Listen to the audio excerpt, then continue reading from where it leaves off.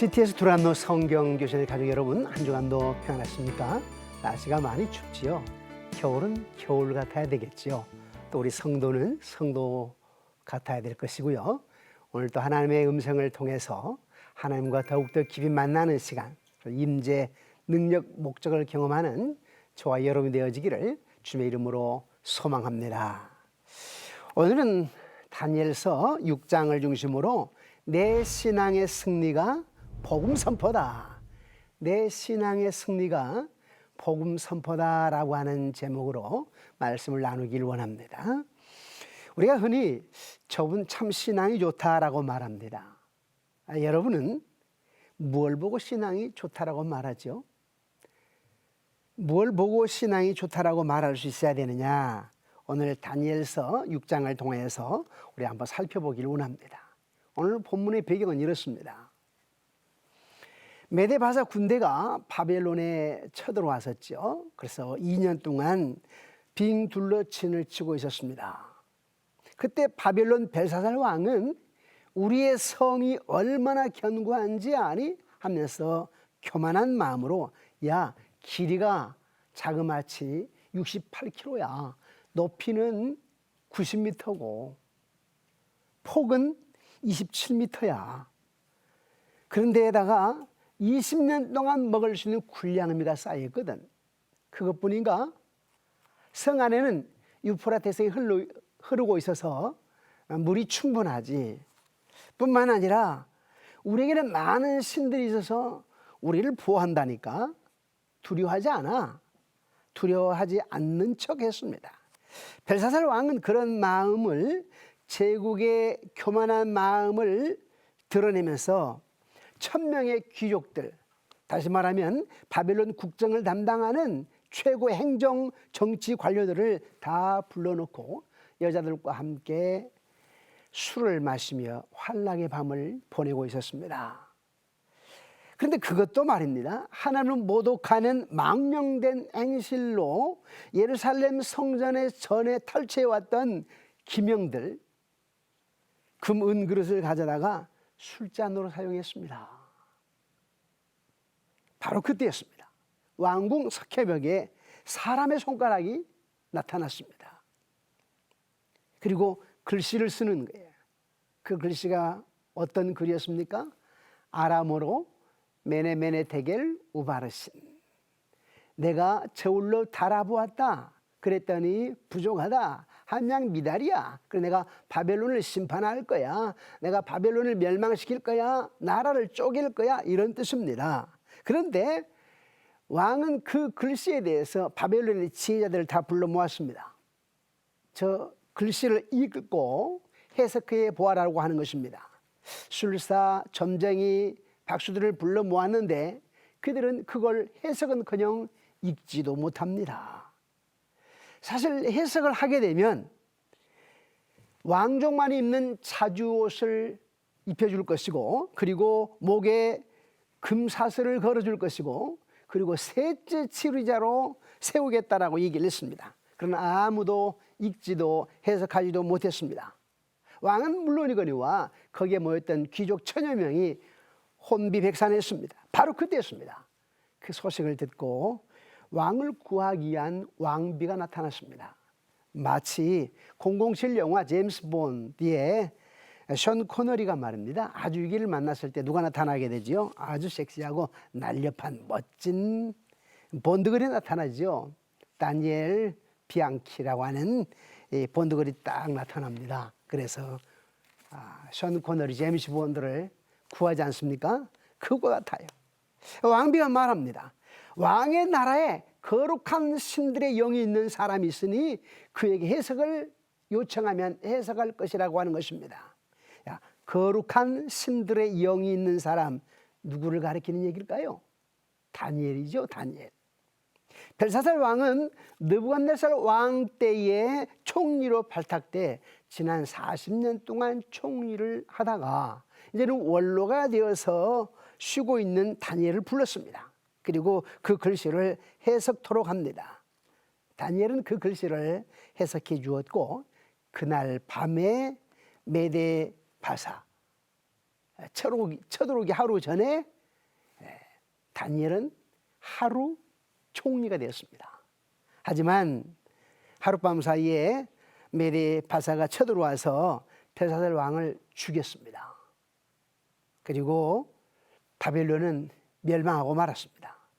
그러면서 메대 바사의 황제격인 고레스 왕이 그의 조카 다리오를 바벨론 갈대아 지역의 총독격으로 세우게 되지요. 그리고 그 다리오 왕은 바벨론 제국을 120개 행정구역으로 나누어서 지방 장관을 세웁니다.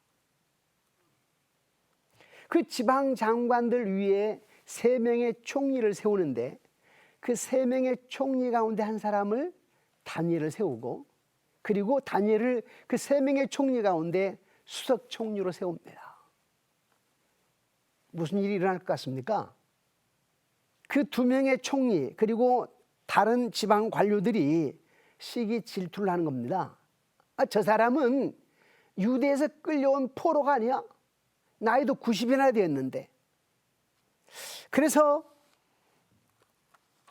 어떻게 하면 음해를 해가지고 제척할까라고 하는 것을 생각을 했습니다.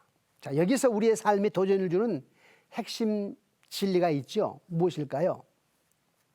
하나님 앞에서와 사람 앞에서 경건 생활과 정직한 생활을 영해가면 하나님과 사람으로부터 인정을 받기도 하고, 그래서 나이에 상관없이 90세가 되어도 출신에 상관없이 하나님께서 그를 쓰시고, 또 제국이든 어느 나라이든 정치적인 상황에서 인정을 받는 사람이 된다라고 하는 사실입니다. 그것이 우리에게 큰 도전을 줍니다. 우리는 환경 탓, 조상 탓, 아내 탓, 남편 탓, 부모 탓을 하잖아요. 그러나 하나님과 사람 앞에서 우리가 거룩한 영향력을 미치며 하나님 앞에 정직하게 살아갈 것 같으면 역사의 쳇바퀴를 돌리신 하나님, 생사복을 주장하신 여호와 하나님이 인도해 가신다라고 하는 사실입니다. 그러므로 우리 크리스찬들은 교회에서뿐만 아니라 가정, 직장, 학교에서 성실성과 충직성이 인정받는 사람이 되어야 되지 않을까요? 물론 그렇다고 만사형통한 것만은 아닙니다. 우리 크리스찬들이 착각할 때가 많아요. 예수 믿으면 무조건 다 잘 될 것으로 혹시 착각할 때가 있습니다. 사실 또 어떤 경우는 이것저것 잘 되어가는 것처럼 느껴질 때도 있지요. 그러나 만사형통한 것만은 아닙니다. 다니엘이 수석 총리가 되었으나 바사 제국의 관료들이 그를 시기하고 질투하면서 제거하려고 하는데 음모를 꾸밉니다. 흠을 찾는데 흠을 찾을 수가 없어요. 하지만 한 가지가 있었습니다. 그게 뭘까요? 하나님을 향한 신앙관입니다. 왜요? 초승달 모양의 고대 근동 지역에서는, 즉 바벨론을 포함하면 아수르를 비롯해 메대 바사 이런 데는 반드시 많은 우상 신들이 있었습니다. 그런데 자기들과 다르게 이 다니엘은 하나님을 경외했다고요. 그래서 그 하나님 신앙관에 대해서 흠을 찾은 거예요. 그리고는 이제 왕에게 얘기를 합니다. 왕이시여, 다니엘은 우리가 섬기는 신을 섬기지 아니하고 저 하나님을 섬긴다고. 그러니 왕이여, 금령을 내려서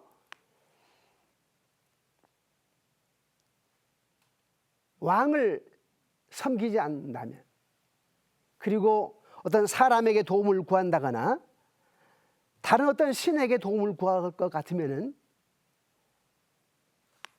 그를 제척해야 된다라고 얘기를 합니다.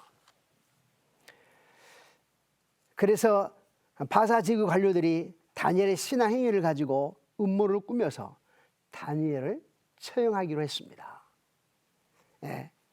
7절 말씀 우리 함께 읽어보실까요? 7절 말씀 함께 읽겠습니다.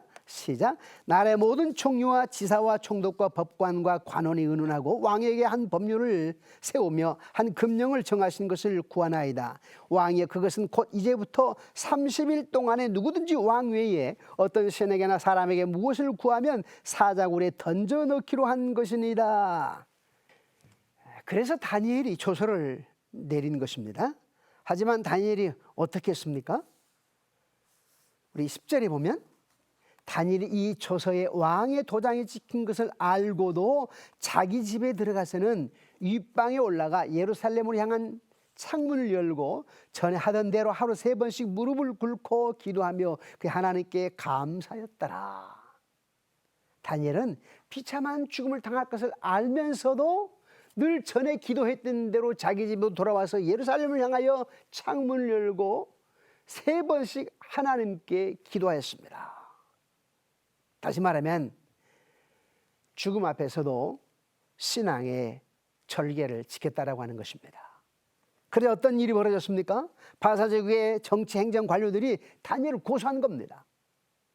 하지만 다리오 왕은 이 말을 듣고 심히 근심하며 해가 떨어질 때까지 다니엘을 살릴 방법을 연구합니다.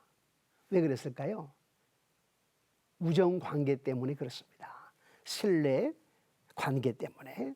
근데 여기서 분명한 것은 다리오 왕은 이스라엘의 하나님을 믿지 않는 사람이었어요.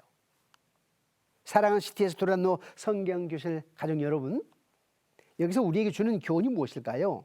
예수 그리스도를 믿지 않는 세상의 동료들이 나를 위하여 이렇게 노력할 수 있는가입니다. 만약에 믿지 않는 사람들이 나를 위해서 이렇게 노력을 한다면 나의 무엇 때문일까? 참수자들은 다리오 왕이 해질 때까지 다니엘에 대한 사형 언도가 내리지 않자 다시 다리오 왕에게 몰려와서 사자굴에 넣는 형을 집행하라고 요구를 합니다. 그러자 왕이 불가능하다라고 하는 것을 알고 어쩔 수 없이 다니엘을 사자굴에 던지게 되지요. 그러면서도 왕은 다니엘이 사자굴에서 하나님의 구원받기를 바랐습니다. 우리 6장 16절 말씀을 우리 함께 읽어보실까요? 16절 말씀 시작. 이에 왕이 명령하매 다니엘을 끌어다가 사자굴에 던져 넣는지라. 왕이 다니엘에게 이르되 너희가 항상 섬기는 너희 하나님이 너를 구원하시리라 하니라. 사자굴에 던지면서도 다리오 왕은 다니엘아, 너 자신이 너의 목숨을 걸고 믿는 하나님이시라면 그분이 분명 너를 구원해 주실 걸 나는 믿는다라고 얘기를 합니다. 자, 여러분 어때요? 여호와 하나님 믿지 않는 사람으로서 대단한 신앙 고백 같지 않습니까?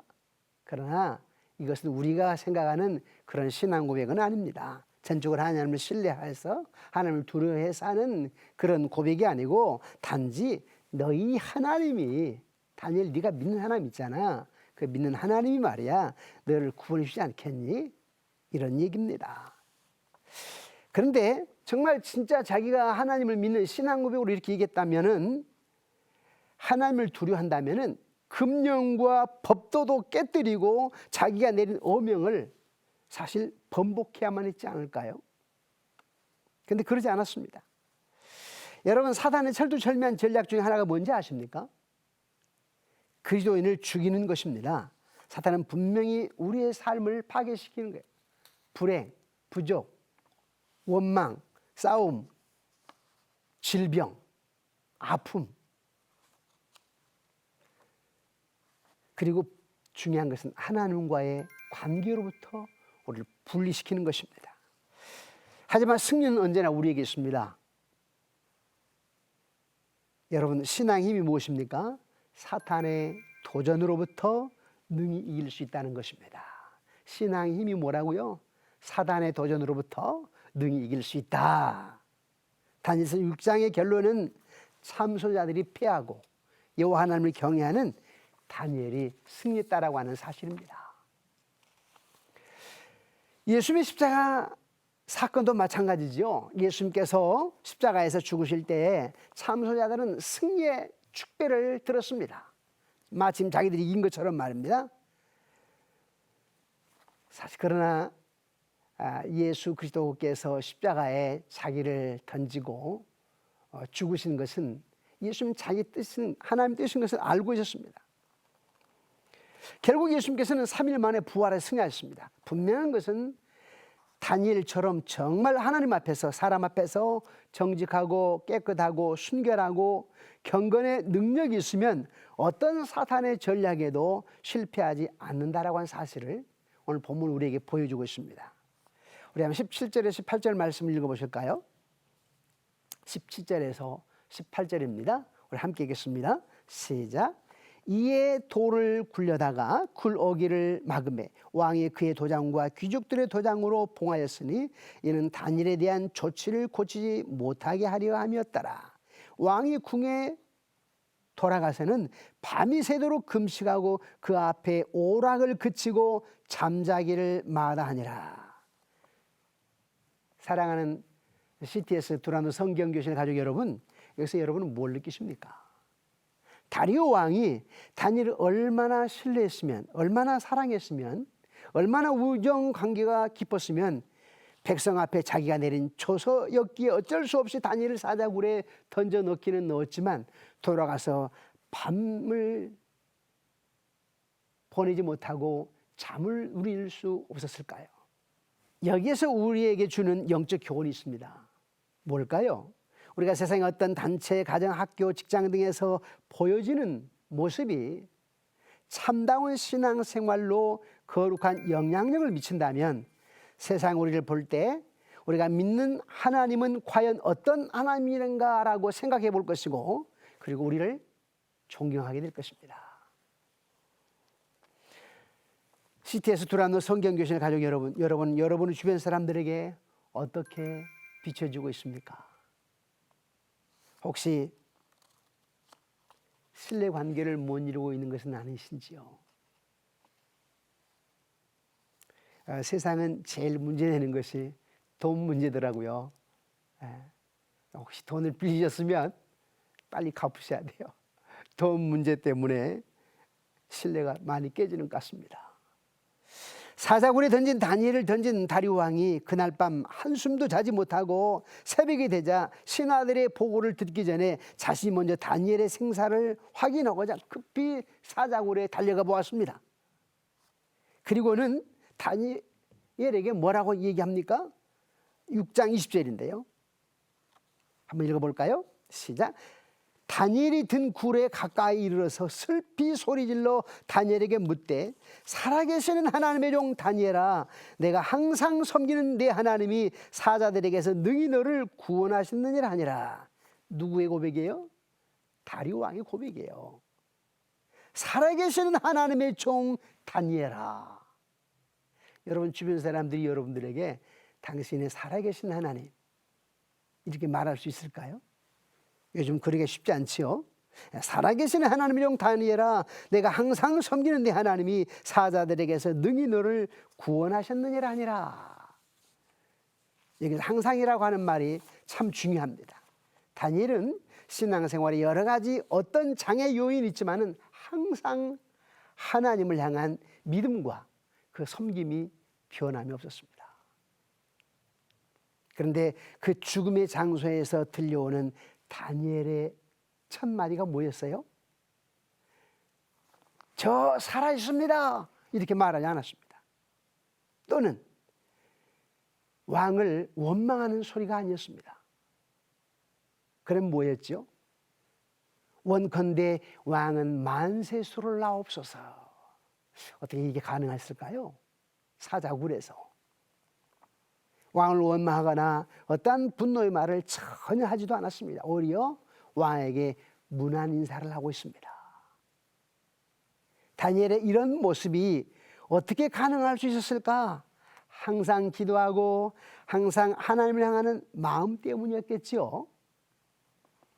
다니엘은 이 사건의 모든 부분을 자기를 참수하는 자들과 연관시키는 것이 아니라 하나님과 자신의 1:1 관계로 바라보았습니다.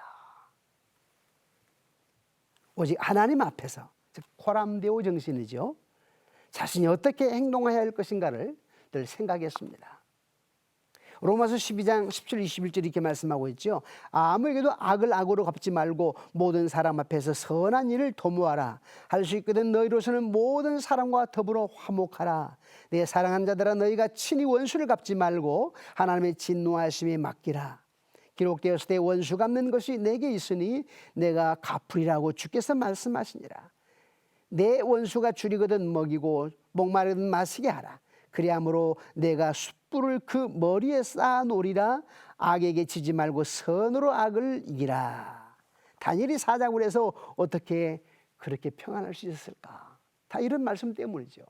또 요한복음 14장 27절에도 평안을 너에게 끼치노라. 곧 나의 평안을 너에게 주노라. 내가 너에게 주는 것은 세상에 주는 것과 같지 아니하노니 너희는 마음에 근심하지도 말고 두려워하지 말라. 하나님 주신 평안 때문에 하나님 전적으로 바라보는 신뢰 때문에 그 사자굴을 평안할 수 있었던 것이고 여유 있게 왕에게 인사하면서 왕이시여 만세수를 하옵소서라고 할 수 있었던 것이죠. 여기 다리오 왕 앞에서 다니엘의 두 가지 고백이 있습니다. 전능하신 하나님께서 나를 구원하셨다. 또 하나는 하나님의 권능으로 구원함을 입는 것은 나의 무죄함이 증명이 된다. 다니엘 이런 말 속에는 무엇을 증가하고자 했을까요? 하나는요, 왕이 목격하는 바와 같이 하나님은 자기 백성을 구원하는 분이십니다. 하나님이 어떤 분이라고요? 구원자라. 또 하나님이 누구라고 했을까? 자기 백성을 능히 구원하는 자지만은 다리오 왕에게 처음부터 반역할 계획이 조금도 없었다라고 하는 것입니다. 또 하나는 하나님에 대한 100% 신뢰가 사자굴에서도 두려움을 이길 수 있었다라고 하는 것입니다. 그런데 여러분, 우리의 삶 속에 두려워하는 이유가 뭔지 아십니까? 하나는요, 하나님 앞에서나 사람 앞에서 범죄한 삶을 살기 때문에 두려워합니다. 또 하나는 하나님을 전적으로 신뢰하지 못할 때에 두려워합니다. CTS 두란노 성경교실 가족 여러분, 다리오 앞에서의 그런 고백이 있었던 다니엘이 어떻게 됐습니까? 몸이 조금도 상하지 않았습니다. 하나님이 자기의 사랑하신 자를 어떤 형태로든 보호하시기 때문이지요. 전에 사드락, 메삭, 아벳느고가 풀무불에서 전혀 상하지 않았던 것처럼 다니엘도 사자굴에서 전혀 상하지 않았습니다. 다니엘이 사자굴에서 던져졌으나 몸이 조금도 상하지 않고 구원을 받는 것은 뭘 상징하는지 아십니까? 어떤 그림자적 사건인지 아십니까? 예수 그리스도가 십자가에 던져졌으나 무덤에 내려갔으나 다시 살아나심에 대한 그림자입니다. 예수님은 십자가에 던진 자들은 그날 밤에 축제의 잔을 들었지만은 예수님은 무덤에서 사망 권세를 깨뜨리고 살아나셨습니다. 사탄의 승리가 아니라 하나님의 승리입니다. 반대로 다니엘을 참수하며 사자굴에 던진 자들은 오히려 자신들의 기쁨이 가시기 전에 사자굴에 던져진 비참한 최후를 맞이하고 말았습니다. 예수님 십자가의 죽음을 택하신 이유는 자신이 죄인의 신분이 아니라 모든 인류의 죄를 담당하시기 위해서였습니다. 문제는 운명의 순간에 믿음의 정조가 문제입니다. 하나님은 자신을 신뢰하는 자들을 승리케 하시는 하나님이십니다.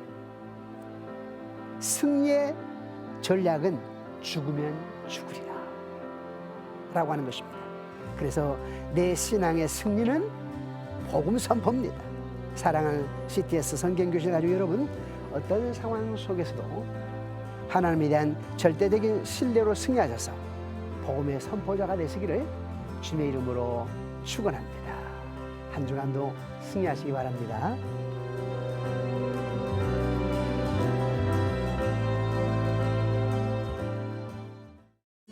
이 프로그램은 CTS 방송가족의 사랑과 후원으로 제작되었습니다. 후원전화 02-6333-1003번, ARS 060-808-1004번으로 전화주세요.